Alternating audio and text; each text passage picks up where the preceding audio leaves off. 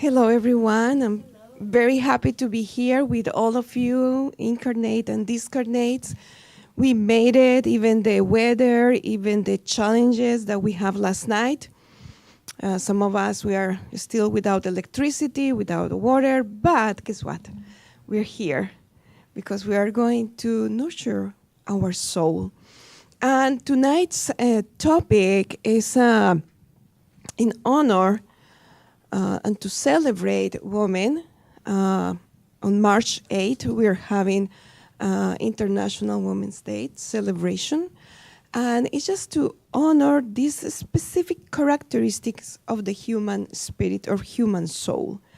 So before we start, we would like to invite you to take 30 seconds and bring to your heart women that have influencing in your life in a positive way. It could be a friend, a daughter, a spouse, a mother, an aunt, grandmother, a teacher, the lady at the store.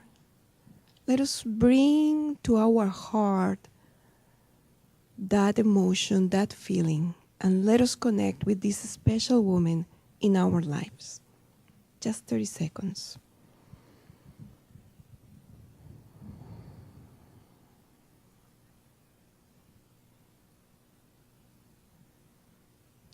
And it is with this memory, with this tenderness, with this sweetness that we're going to start the talk today. Okay? Before we start, we would like to disclose that we read some material in English, a few of them. We read it in Spanish and we read it in Portuguese. So we tried to do a good translation here, but if you see some errors in the English language, which is not our first language, please excuse us. So before we start everything, there is something important that we need to know. And what is the governor of planet Earth, what he thinks about what is the role of women in the world? Disregard if it's for Spiritism or Catholicism or non-religious at all, there is a role for women in the world. And we can find in this beautiful book that in Spanish is called Buena Nueva, Boa Nova, or Good News, by the spirit Humberto de Campos. Humberto de Campos is like the journalist or the reporter in the spirit realm. So he actually interviewed characters, great people, but in the spirit realm. And then he just type or write or whatever they do in the spirit realm. They must have very interesting machines to do it. So they report back about these interviews, about facts that happened during Jesus' times, about history. And he pursued this. This is his the call of his heart, and he's bringing this to us through mediums, in this case, through the medium Francisco Cándido Xavier, or Chico Xavier. And we are going to base our talk mostly in this book because he is reporting about Jesus and Mary of Magdala and so many other women here. So what he does here is sometimes when he is not able to interview directly the spirit, we have in one of our Spiritist magazine, don't remember the number, but Humberto de Campos interviewed Marilyn Monroe, for instance. And he reported. But in the case of Jesus, not that we know he hasn't been able to have an interview with our dear Jesus, but there are some spiritual files in the spiritual realm in which you go and look in this file, and it's a memory, it's a recording of a memory of what happened during Jesus' life. So he went with his apostles to the mount. There is a recording of that. he was having dinner and with so and so many friends. There is a record of that. And as a matter of fact, there is a record of our thoughts and actions and our lives too. So let us be careful. So Umberto de Campos, he's looking on these files, and he found these beautiful words of Jesus about women. And Jesus was talking with Peter. And Peter was feeling uncomfortable about the following topic. He knew that a good friend of him that was married, he was having an affair outside of the marriage. At that time, it was common, it was acceptable, and it wasn't considered as an affair for a man, right? A woman, she would be stunned. But for a guy, it wasn't a problem at all, pretty much like nowadays, right? Different stunts, but pretty much the same. And Peter, he was feeling uncomfortable. He didn't know what to say to this friend. And he was talking with Jesus, saying, I don't know what to do. I don't know how to approach him. I don't feel comfortable at all. So Jesus said, okay, let me tell you something, my dear. Let me talk about woman. And he has a very beautiful account about woman, but he said, that's why even the most unfortunate women have in their hearts the divine seed to redeem the whole humanity. Their feeling of tenderness and kindness will be, in all times, the great guide for the illumination of the world, because without the treasure of the feelings, all works from human reason will look like a castle of splendors, meaning when we are in this journey, in this physical body as a woman, we are given the opportunity to develop certain skills, spiritual skills, that are connected to what we call emotions or feelings. And also, our biology is such that we can have a baby, right? We can carry a baby if that is possible. Some women, they can, but most of us, that's our biology. So Jesus was saying, you don't worry a lot about that man that is hurting his wife because she is valuable. Because Peter was concerned that the husband is going to reject the wife, and once she's rejected by the husband, at the time, she will be pretty much on the street, and she will be considered a prostitute, even though it wasn't her fault, but the husband rejected her. So Jesus was kind of preparing what was going to come and say, we are going to recognize that woman because she's valuable, and there is a divine seed inside of her that is going to germinate and is going to bring kindness and peace and tenderness. And at this point, we were asking, well, what about that woman that they didn't seem so sweet and kind and so motherly like? What is going on? So again, Umberto de Campos continued in his writing saying that, of course, and we know this through Allan Kardec, that as spirits, we don't have gender, we don't have race, ethnicity, we don't have age. It's not nice. So in the spirit realm, we can present ourselves whatever we want. So let's see Albita discarnate, and Albita doesn't feel comfortable with this image. My mind can change into a very handsome guy, right? And that is still my spirit. So that's what we do. We don't have gender. And I can be very young or very old, whatever we want. But the spiritual level of evolution of our planet, we come here to the dense matter, and there are laws, physical laws of the planet that are telling us we need to have two genders. However, there's a lot of discussions that we have more than two genders in the human race, but that's not this discussion this night. So we will be men and women. So when we are doing our internship as a spirit in a man body, we are learning certain skills too, as well as a woman.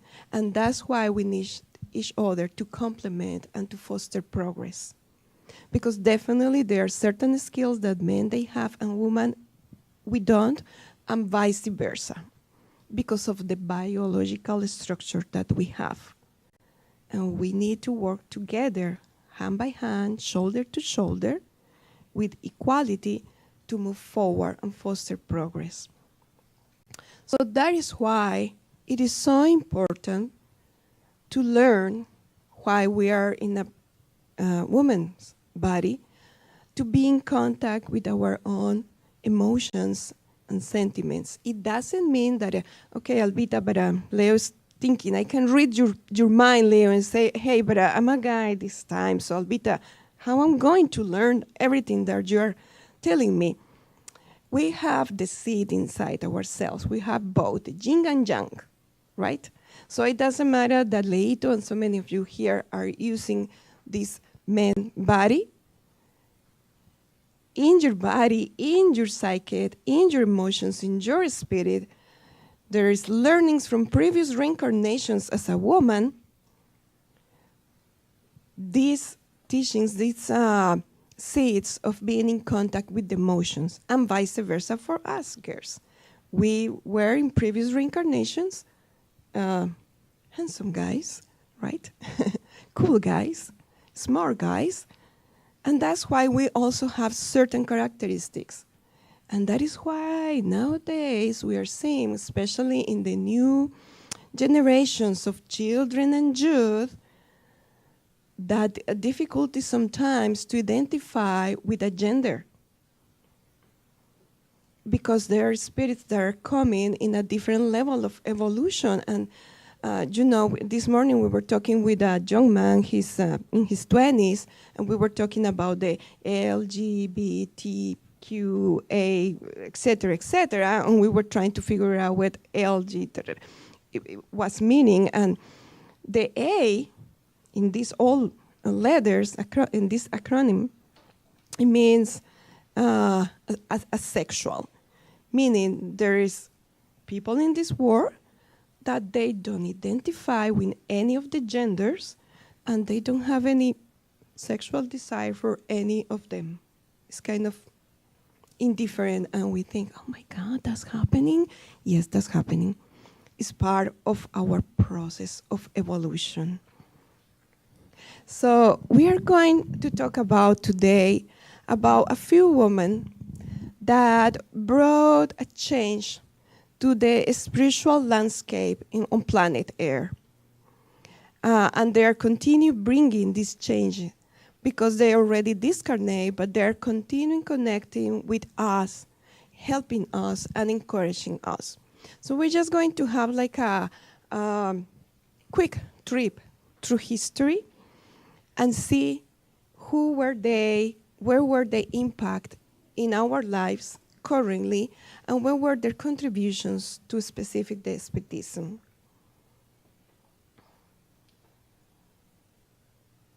So we're going to start with Mary of Nazareth. And with Mary of Nazareth, we all know the story of the Nativity. We all know the story that she followed Jesus and she supported her son, and she suffered immensely during the trial and the crucifixion. But we don't have a lot of accounts of what happened with her after Jesus' resurrection, or went to heaven, or went to the spirit world. What happened with her, right? So we are going to focus in that part of Mary. However, I think it's not necessary, we think it's not necessary to remember that the spirit of Mary was a spirit that came already prepared with the mission of being the biological mother of the governor of the planet Earth. And just a quick remember, when Jesus came to planet Earth 2,000 and so years ago, it was a humongous preparation for the psychic atmosphere on the entire planet.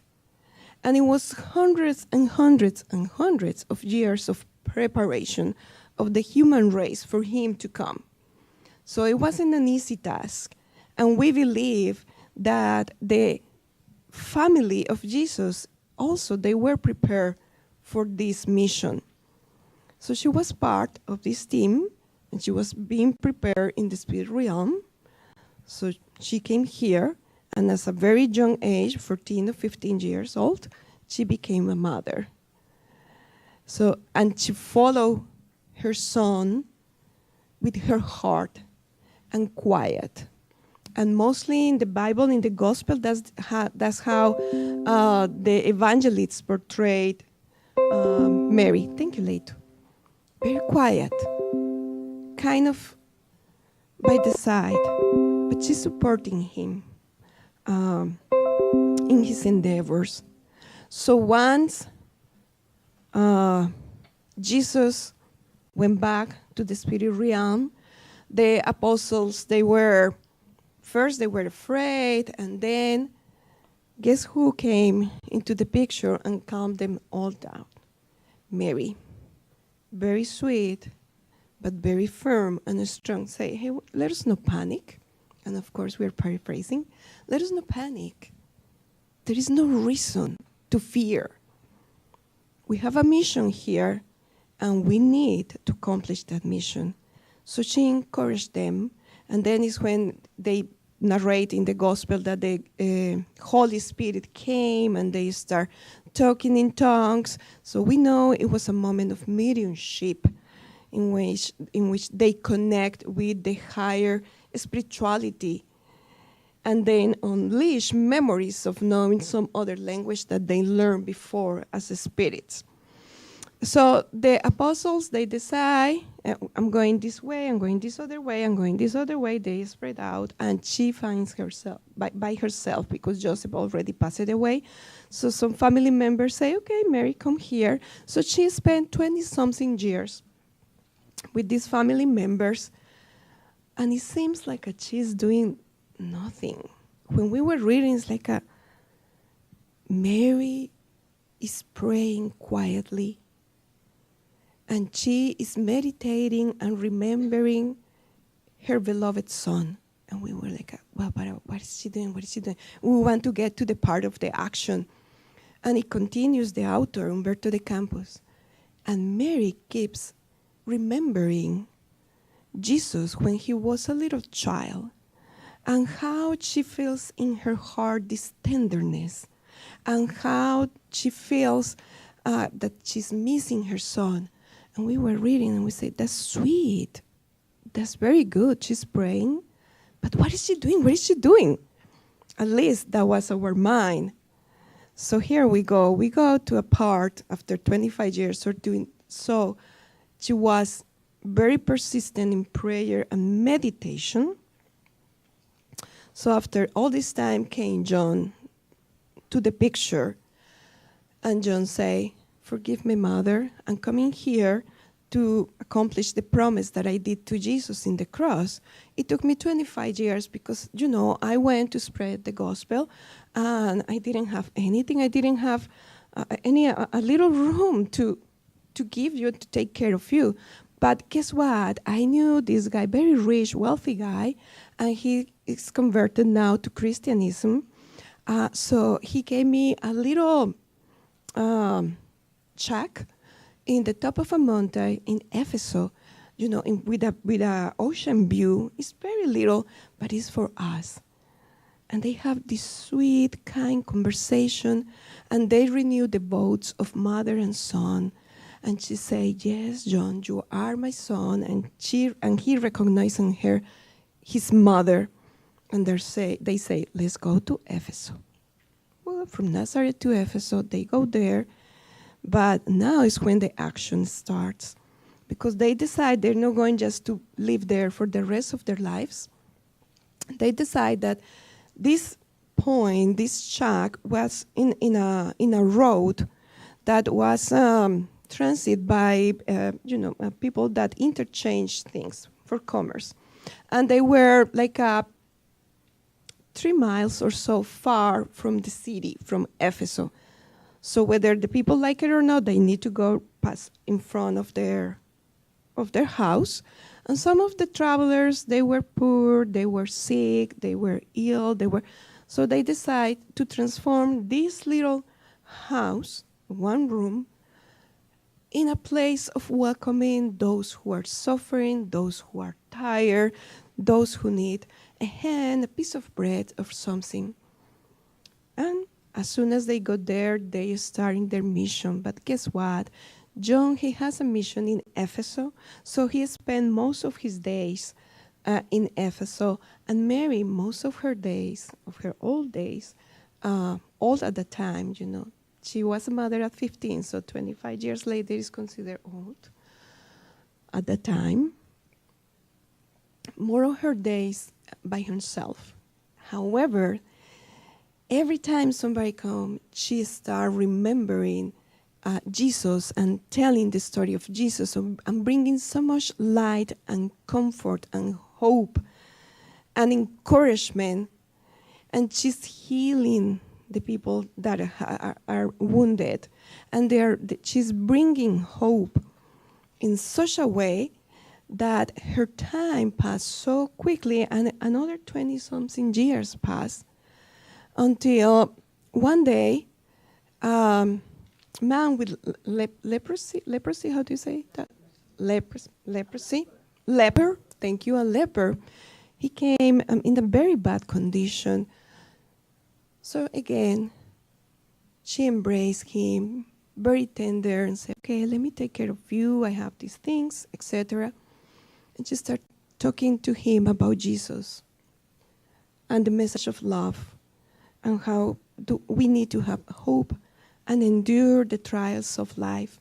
So after that night, this leper that was healed, by the way, she started calling the little house the house of the Holy Mother.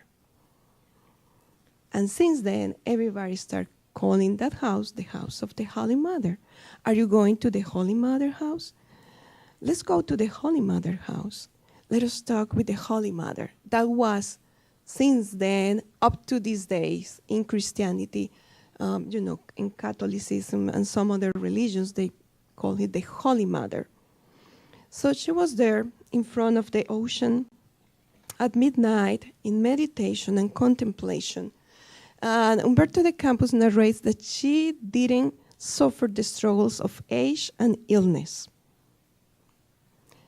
because she was so connected with the higher spirituality that she didn't feel the normal, worn out of the body. She didn't. So she aged, but she didn't feel it. So we were thinking, oh my God, let us be so spiritual so we don't feel the aches and pains, right?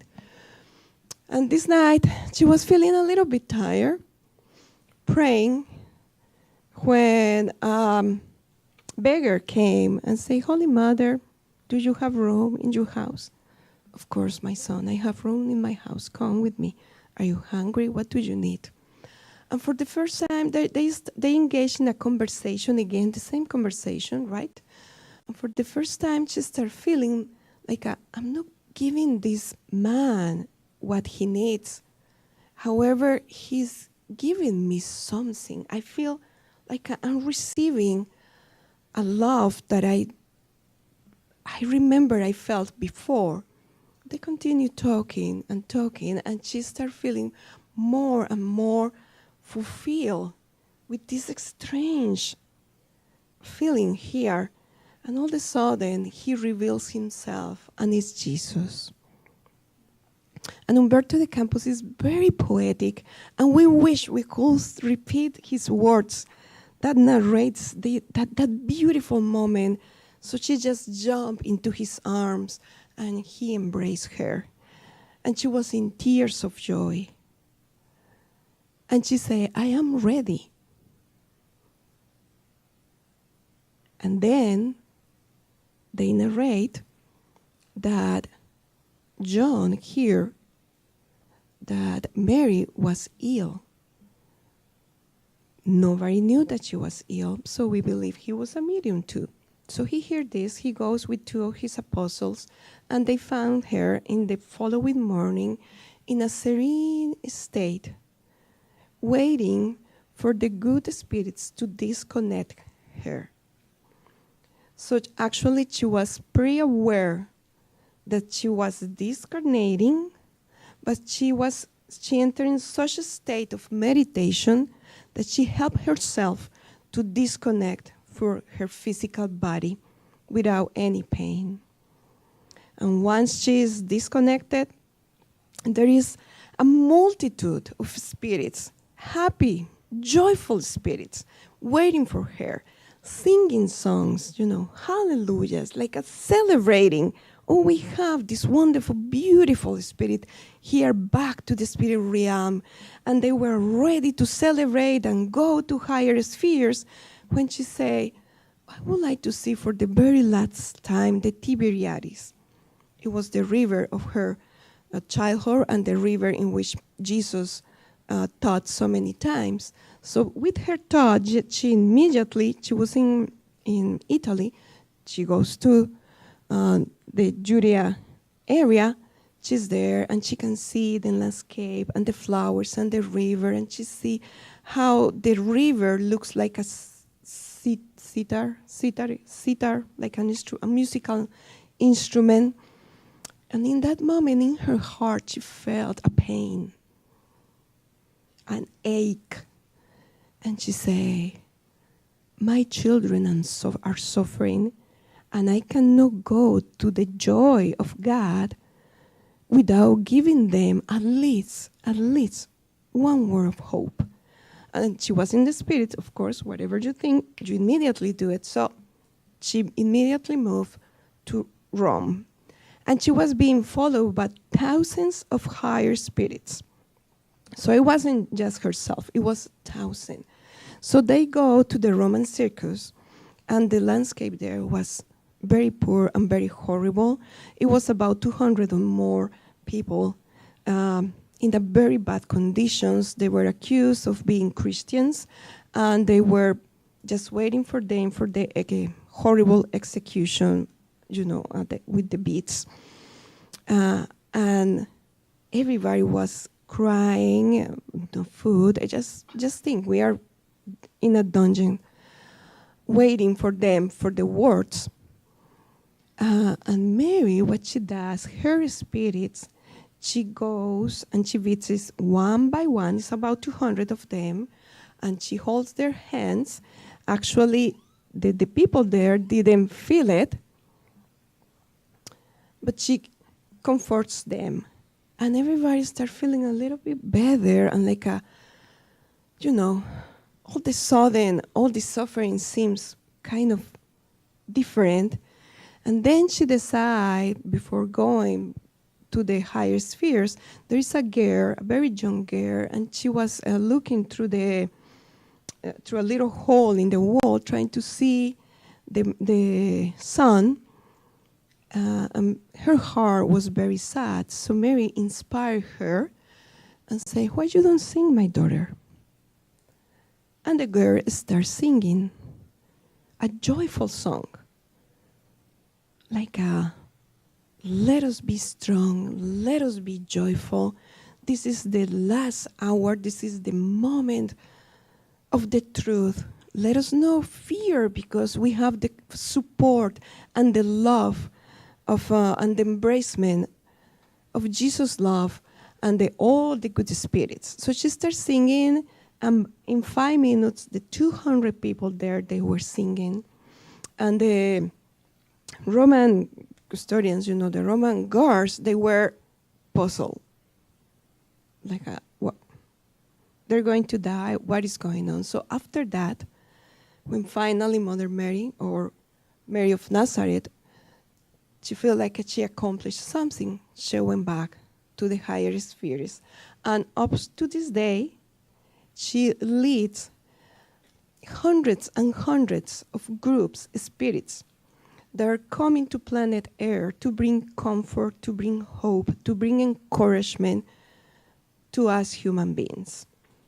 Part of these groups is the group of Joanna de Angelis, that we're going to talk later about her. So that's the contribution of Mary of Nazareth, and we can evoke her if we want, especially for the ones who are parents here. We found that is beautiful just to evoke her when we don't know, when we sometimes lack these parenthood skills. Like, I don't know what to do, I have this problem with my child. Just evoke her. What would you do as a mother? And we will have the inspiration. So when she was in Rome, comforting the Christians, she looked at them with kindness, pouring on their souls all her tender dedication of her maternal spirit. Another beautiful and extraordinary woman, it was Mary of Magdala. Mary of Magdala, most of us, we know the story. She was in Jesus' time, and she was considered a prostitute. And she heard about Jesus, and she started following him. And through this force of love in which Jesus connected to the mind of this spirit of Maria Magdala, Mary, she felt repentant of what she was doing. And she decided one night when Jesus was having dinner at this gentleman's house, she goes there and she pours perfumes on his feet and dry with her hair. That's the picture that most of us know and we see in movies. However, the luck of Maria Magdala, she ended up in that profession not because she wanted, because she was a very wealthy woman in Magdala. She actually inherited the land of Magdala and the house and animals and everything from her father. But at the time, a woman couldn't inherit any property. So actually, she needed to marry a guy, and the guy was the one who was managing all her finances and her business because she wasn't allowed to. And after 7 years of marriage, she couldn't give him a baby. That was the story of the time. Because of that, the guy rejected her, and she lost everything, because everything is under the name of the husband. So she lost everything. So basically, she was pushed to the street. In her land, usually Roman troops, they stop there to do a camp and to kind of give water to the horses, etc., etc. And there was an agreement that they have for many years. So just in the night that she was rejected, this Roman general came asking, like, hey, we are here, can we do our camp here? And she said, okay. And she said, only with one condition: if next morning, tomorrow, you need to take me with you. And the general, he had a crush on her because she was beautiful and nice. He said, okay. So next day, they go all together. Of course, the husband is pulling his hair because although he rejected her, he felt betrayed because she did something different and made a decision by herself.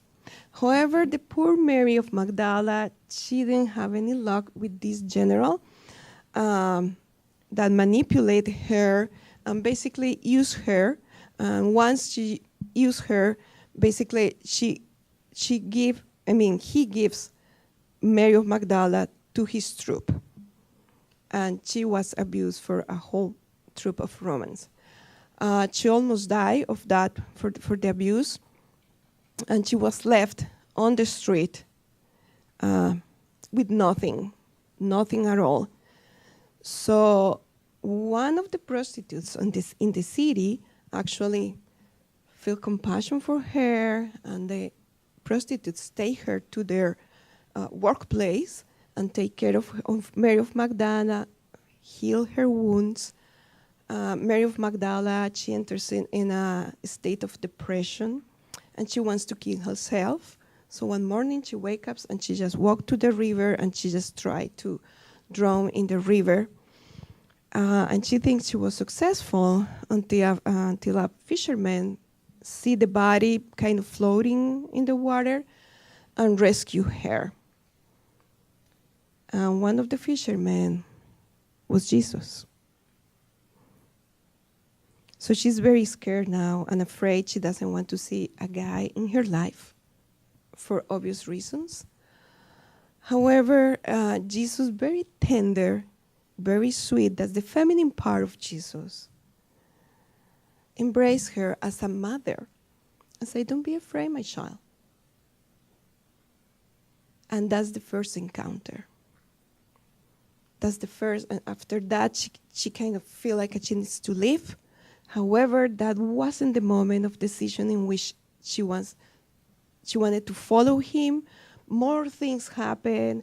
A very wealthy Roman lady decided to hire her, thinking that she was part of Jesus' group, hire her as her maid and give her beautiful clothes and use her as a political tool to seduce Roman people and to have some transactions between Romans and the Judea people. So that's how she got her reputation. Of course, she could decide different, we know that, but somehow she was pushed with all this until she wants revenge. Her heart was full of hatred and pain for all the situations that she underwent because she blamed her husband. So once she's in this position of power with this lady, somehow she learns how to manipulate things too, and she said she wants revenge, and they sent a troop of Roman soldiers to take the Magdala lands and to kill the husband and whoever was there. However, Mary of Magdala, she didn't think about something.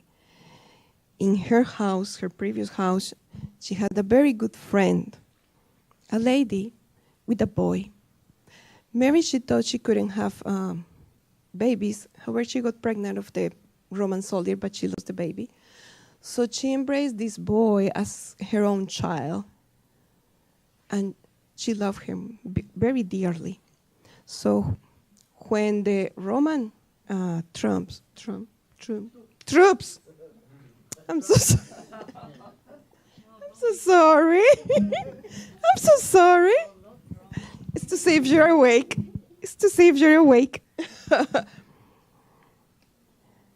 They fired the house, and the boy's inside. And she got to know that. So she runs there, or with a horse, whatever it was the weight of transportation. And she found a friend, and the friend is desperate, screaming, "My boy is inside the house." So she tries to go into the house, it's all fire, and finally she asks the soldiers, "You need to go inside the house and get the boy." When they get the boy is suffocated, right, because of the vapors, etc. So nothing else to do, and she starts sobbing there, and she in that moment saw the repercussions, the consequences of her actions and her decisions, because she chose with a bitter heart. She wanted revenge, and she hurt the one that she loved the most. And she was sobbing there, holding that lifeless body with her friend, with some of the Jesus apostles. Hear the noise that something was going on in Magdala. Jesus comes and walks and just touched the forehead of the boy and say, "Oh, he's sleeping." And the boy just sit and say, "Good morning." So everybody was in joy, and Mary was in joy. And when she looked at the face of Jesus, she's kneeling on the ground, and when she looked at her face, she said, "I want that. I want that love that you have. I want that intangible emotion and feeling that you have, that tenderness. I want to be fulfilled in my life. I don't want this emptiness anymore. I don't want this pain anymore. And that is when she started following Jesus. Let us forward a little bit this movie, and we go again back when Jesus go to the higher spheres. And guess what happened? Mary of Nazareth, she was left right there, and she goes to family members. And Mary of Magdala too. Why? Because the apostles considered that it was too dangerous to travel on these routes with a woman.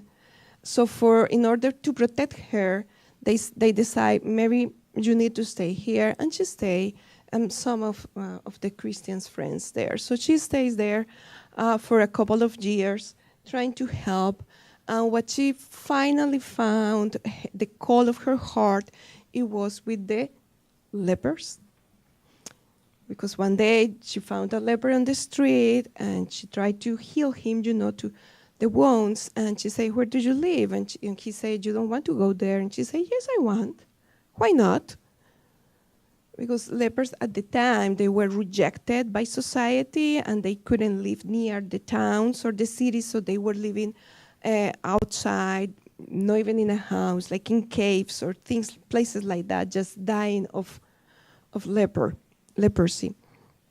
So she goes there, and she found that there are so many of them, and they are eager to listen, because it's not about the suffering of the physical body, but also what the suffering inside. So she starts saying, you know what? I met Jesus, and this is the message. So she spent there like a 20-something years, devoted, working for them, and actually living with them in a very, very difficult conditions, right? Sometimes no food. And finally, some of the Christian friends, they say, Mary, you're very ill, and you're very old. You shouldn't be here living in the outside. Let's go and live with us. And she accepted, and a couple of days later, she passed away. And when she passed away, actually it was Jesus waiting for her and embrace her and say basically, well done, my child. Because you love too much, you will be received with a lot of love. And Mary of Magdala is still working for planet Air and for us. And we're going to skip this. Joan of Arc, we know the story, right? Yes? No? Okay, Joan of Arc in France, medieval times, we move forward in history. What happened here is when she was a peasant, didn't receive any sort of formal or academic education, but she was a medium, so by age of 12, she sees and hears two spirits that she considers at the time that they're saints, Saint Margaret and Saint Margaret. We forgot the name of the other saint. She thinks they're saints, that they're telling her, Joan, you're going to save France, and you're going to put Charles VII back into the throne. And she's like, I'm 12 years old, I'm ignorant girl, and I'm a girl, so how am I supposed to do this? And the spirits keep inspiring her. However, one of the fantastic facts that we have from Umberto de Campos again, and he has this report that is called From Judas to Joan of Arc, the Redemption of a Traitor, is that actually Joan of Arc is one of the reincarnation of Judas. Judas in times of Jesus, who sold Jesus for a couple of coins of silver coins. And he regret after that because he realized what he did. So he hung himself on a tree. And after that, Judas have so many reincarnations as a Christian, very short reincarnations, they say. And he suffered all sort of the horrors of the Christian persecution. And one of the awesome things here is also making connections with one story to the other, is when Judas hung himself, right? And he kind of awakened in the spirit realm, in this very dark, painful space, and he's suffering. Guess who is going there and comfort him? Mary of Nazareth. However, when Judas hung himself, Mary of Nazareth she was still incarnate. So now we understand, and all of these times that we were thinking Mary is just praying and meditating, and where is the action? She was detaching herself from her body, and she went on a spiritual missions. So she goes there to Judas to comfort him, to encourage him, and to say, yes, you made a mistake, but you will have the chance to fix it. So actually, it is a lot of activity when we pray and when we meditate. So the last incarnation of Judas is as a Joan of Arc. And in this recollection from Umberto de Campos, she said, after my tragic death, I sunk in centuries of expiatory suffering for my fault, suicide. I suffered horrors by Roman persecutors. My deaths culminate when I was burned at the stake, and like the master, I was betrayed and sold. Since that day that I gave my life for love to Christ, all the torments of my painful reincarnations on earth came to an end, feeling in my forehead the kiss of forgiveness of my own conscience. It's about ourselves. And then when we were reading these, because by the way, we have a large list of women to pick to talk about tonight, but Joan d'Arc was very strong in our mind and said, okay, let's do Joan of Arc. And then we were thinking, okay, what's the relationship between Joan d'Arc and Spiritism? Well, what is it? So here it is.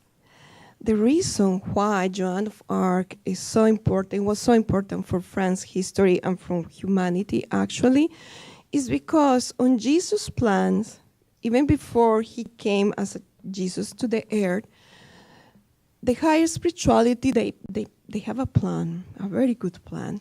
So they were planning that by the mid-80s, right, 80, 50-something, a great man named Allan Kardec, he will be doing certain works to bring the third revelation to the world. However, Kardec, he needed a country, a free country, a country with a special mentality about freedom and about human rights. So by the time of Joanna, when Joan of Arc, she was a child, actually it was the England and the we can pronounce Burgundies, something like that, that they were all together in France's throne. And if they continue there, it's very likely that the other facts in history that we have about the revolution, the French Revolution, et cetera, couldn't happen. So they need to send a very strong spirit that endured already a lot of situations to bring this to the right path. They also mention something very cool. Ethnicity and the race of France, they need to continue to be impure because it was in the genetic information also that they needed to continue as a ethnia to bring this to the world, which we are going to put here as a teaser to investigate more, to research, because we thought this was fascinating. And then we asked why to put a little girl, a girl that Of course, cow was more valuable than the girl at the time, right? A girl that is a peasant, meaning the daughter of no one, poor, ignorant. So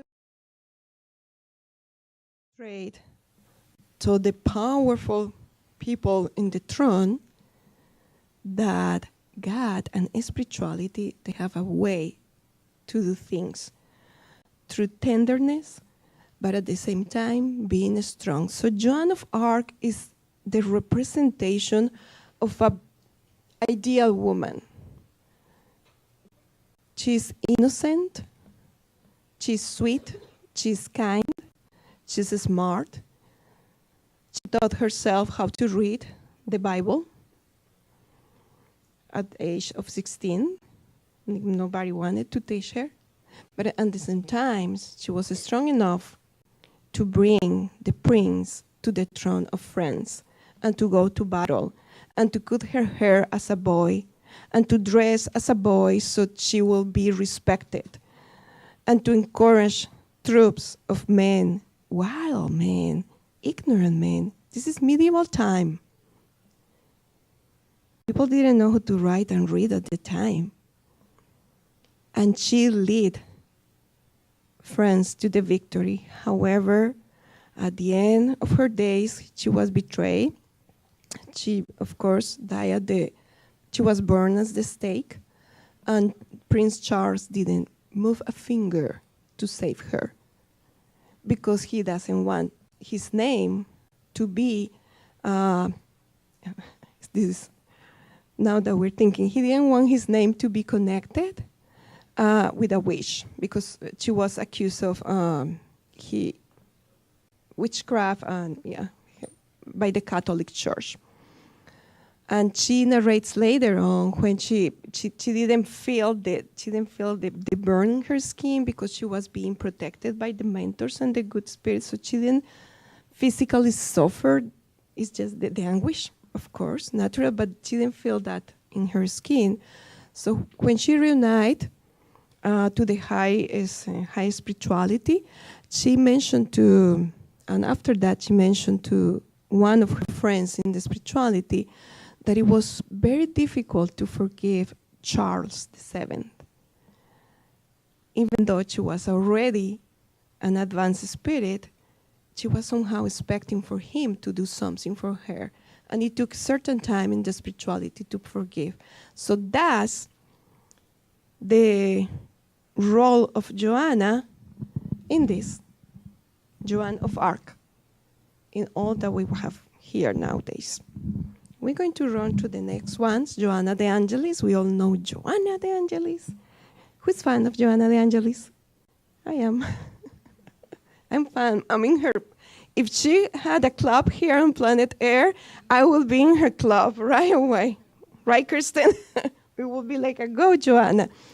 Joanna was Joan of Cusa in Jesus' times. Then we believe, through Umberto de Campos, that she was Clara or Claire in St. Francis of Assisi time. Then she was Sor Juana Inés de la Cruz in Mexico.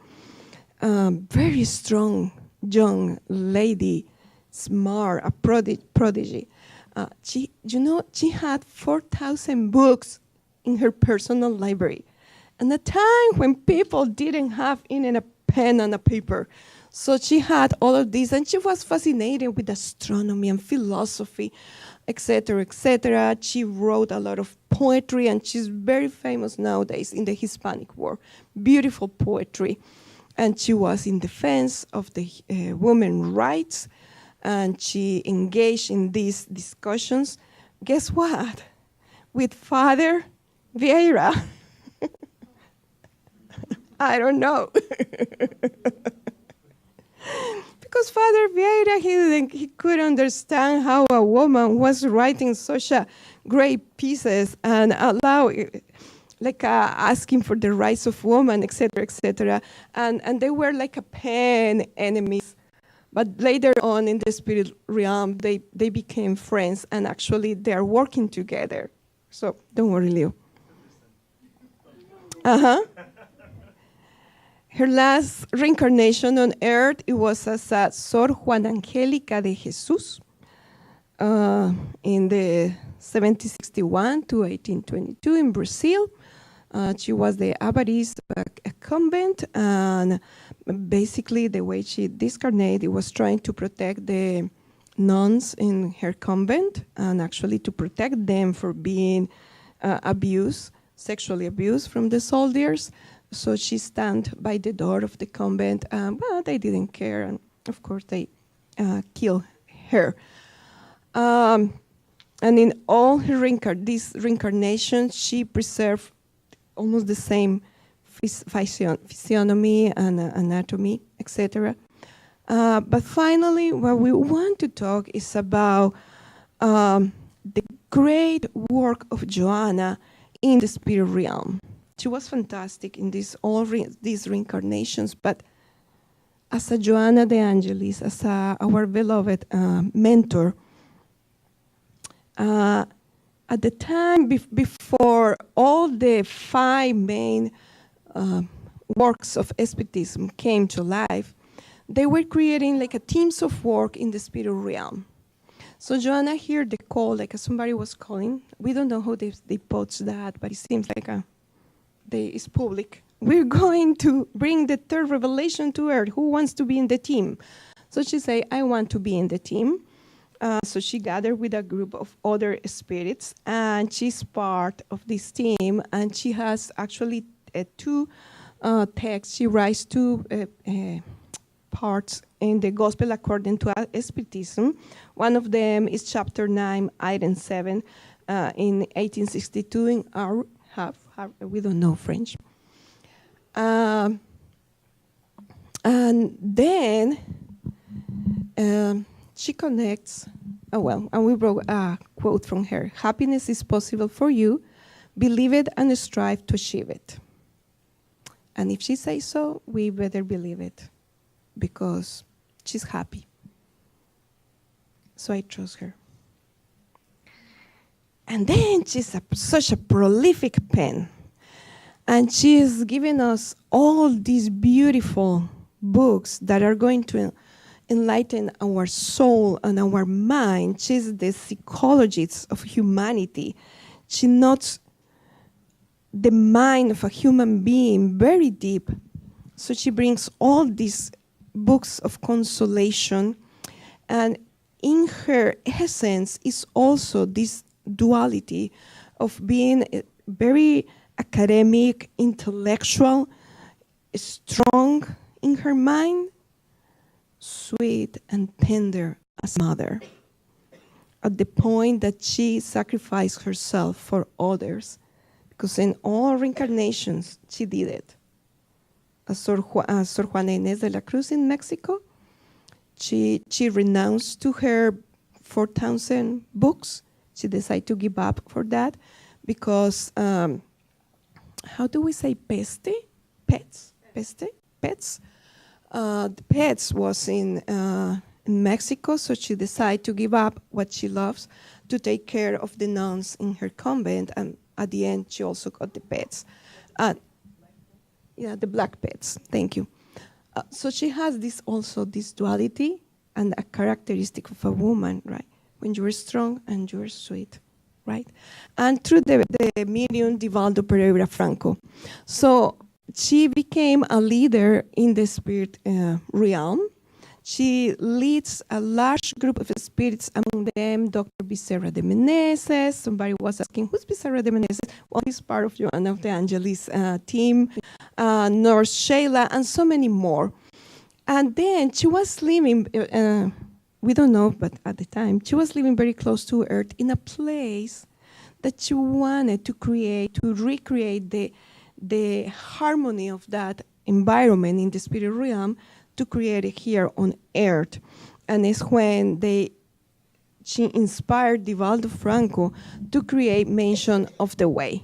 So if we know nowadays, Mention of the Way is a large facility that provides for free education, food, medical services, spiritual services, and so on and so forth. It's a great work in Brazil. Something interesting about this inspiration is the place in which mention of the way is located.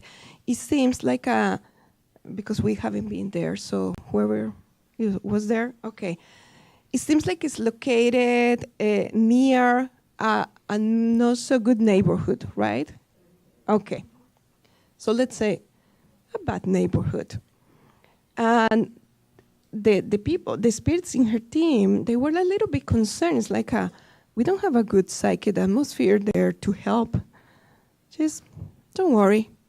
So she calls another team from the spirituality that they are especially, their specialty is to clean the psychic atmosphere, and they start cleaning the area before everything materializes. So it is so interesting. That is why there is no impossibles when your heart is in the right place and when your heart is with God. So this is our sweet Joanna de Angelis. And we have Amélie Gabrielle Boudet. Of course, she was Allan Kardec's wife, very well educated, the only child of a notary and a housewife lady. And Allan Kardec called her Gavi. And he said, Gavi was a delicate and extremely strong woman that faced, along with her husband, the storms of criticism, the defamatory campaigns and slanders of science and the Catholic and Protestant cleric. What Amélie, or Gavi, what she did, of course, she was the silent part of this amazing work. She was there all the way, since day one until the end, with Kardec, supporting him, helping him, giving classes, doing all sorts of things to continue with this task. However, she came to the spotlight, actually, after Allan Kardec discarnates. And she creates the Society for the Preservation and Continuity of Kardec Works. And she was the president of the society until the end of her days. Also, she creates a system of a treasure system on how to give donations to society, etc., etc. And we have here in the lower picture, it was November 14, 1874. Actually, it's a materialization of Kardec, and he has a sign with some message for Gavi. And to show just how sweet and strong she was, Allan Kardec, in the year 1869, he decided to found or to have the inauguration of the first bookstore with Spiritist books. Many people from different countries were invited, even from the Americas. It's going to be, they were planned to be a great inauguration. However, during the previous months, Kardec, he wasn't feeling well. He shared with Gavi and said, I'm not feeling well. I'm not sure if I can make it to the inauguration of the bookstore. And she said, okay, let us postpone. And he said, no, because there are so many people coming from different countries. I don't want to let them down. This is important. And his health worsened and worsened. So Gavi said, what would you like me to do? How can I help you? And he said, you know what, if I'm not feeling strong enough to go to the inauguration, you go for me and you do it, no matter what. And she said, you know what? Yes, I will do that, because even if you discarnate, I know for sure that you will be continue living and we will continue connecting and doing this job. So guess what? Kardec discarnate on March 31st of 1869. And the inauguration was on April 1st. And everybody's like, no, Gabi, no, you don't go, no. And she says, I'm going to do what he told me to do. It was his last wish. I will do it, no problem. So in the morning, she went to the viewing. After 2 hours there, she said, I'm going to the bookstore inauguration. I'm going there. She was there. She gave the opening speech there. She held herself, even if it was painful. Because the fact that we are spiritists, it doesn't mean that we don't feel when our beloved ones depart. It was painful. But she was there for us. Because thanks to that selfless act of love, we have all this beautiful material to enlighten our lives. So she was there, and then she went back to the viewing. That's how strong she was. And some of the biographers of Amélie Gabriel, they used this quote from Samuel Smiles. He was a Scottish author that say, the supreme acts of a woman generally remain ignored. They don't see the light of words' admiration because there are acts of the private life. Far from the eyes of the public, they are motivated only by love. And that was our dearest Gabby. We're almost there. Can you bear with me? We're almost there. Sister Fox, Leah, Kate, and Maggie, mostly Kate and Maggie, mediums, 12, 14 years old, Hyattsville, March 31st. This is interesting, March 31st, 1848, a couple of years before discarnate, they start hearing these noises, and they start knocking and say, are you a spirit? If you're a spirit, knock 3 times. And that's how they got to know it was an intelligence cause behind these noises. However, the community in the area, they say they were ready to receive this, and they were curious about. They start researching. They get together to research and to see what was going on. They create these groups in which they get together and start knocking, and they create a system of A, B, C, D, etc., asking questions to the spirits.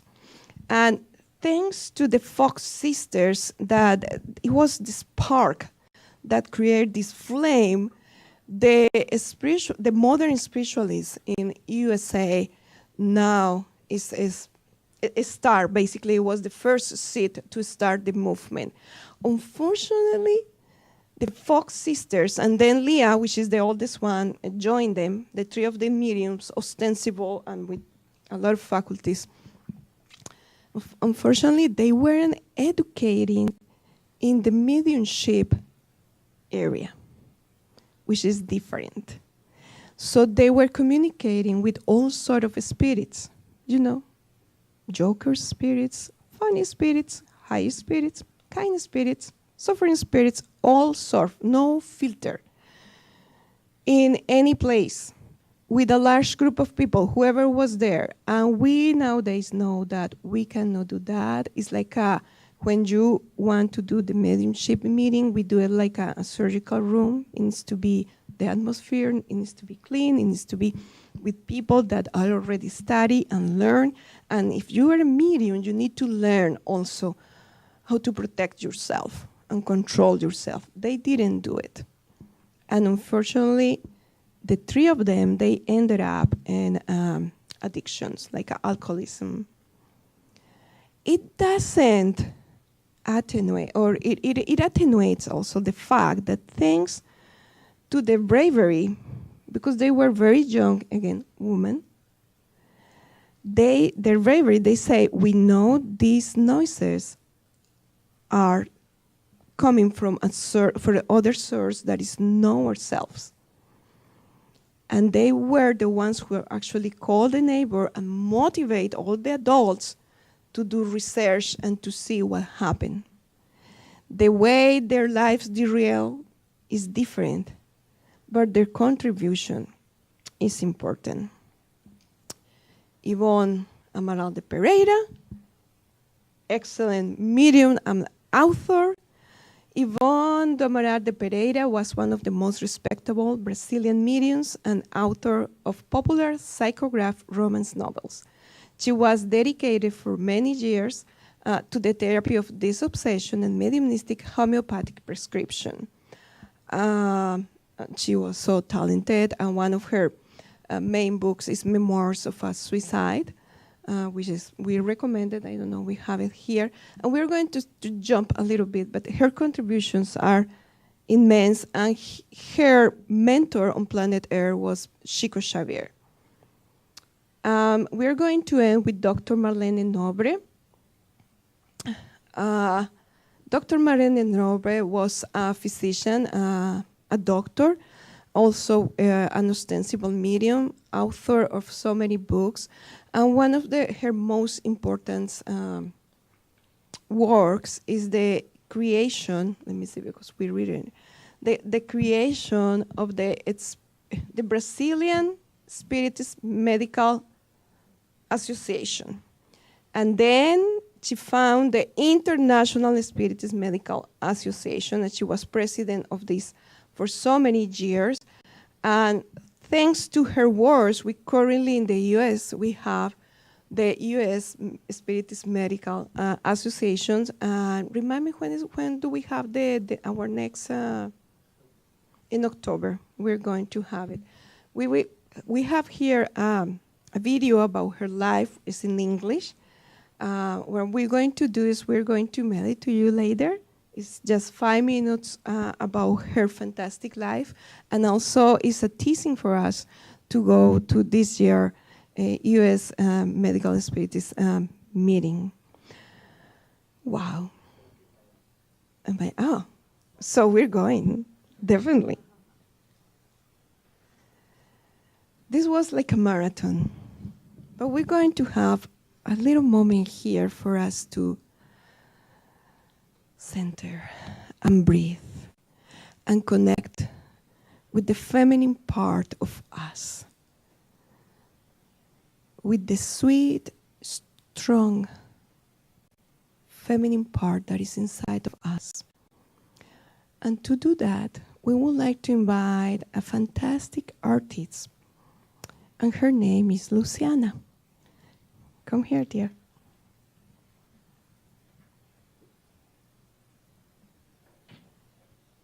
Don't show it. Luciana, she's very skillful with her hands, right? And she paints and draws. And a couple of weeks ago, when we were preparing the talk, I wanted for one of two of the girls to bring their feminine inspiration here. And Luciana accepted the invitation very graciously.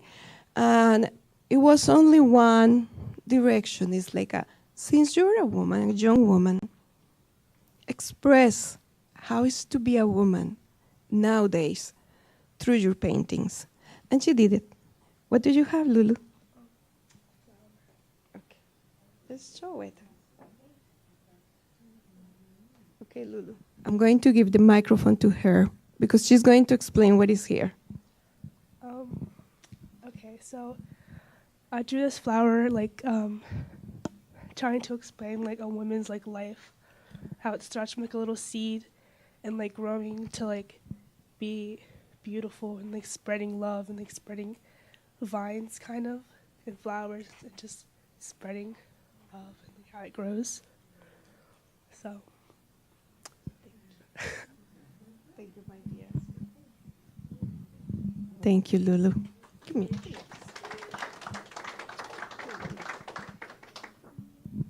You see, a young, beautiful, strong, and sweet woman. Thank you. We're moving now to a more spiritual moment. We are going to use this song, which is the Ave Maria. Is going to be sung in Latin by the Celtic woman. Hopefully internet is working. And the English translation is, Hail Mary, full of grace, the Lord is with thee. Blessed art thou among women, and blessed is the fruit of thy womb, Jesus. Holy Mary, Mary, pray for us, sinners, now and at the hour of our death. Amen. And that's the Holy Mary that Catholic Church use as a prayer. Leito, can you help me to look the video, please?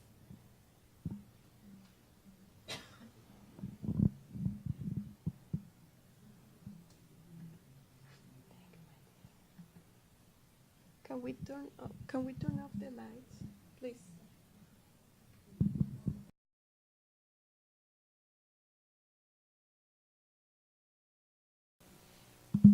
Okay. Microphone. Since we are connected with our own femininity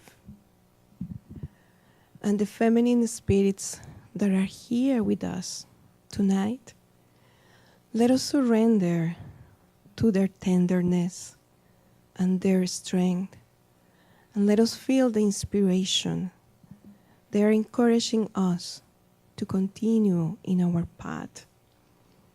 We're going to visualize this garden. We can sit there with our imaginations and feel tranquil and relaxed while we are doing visualization, right?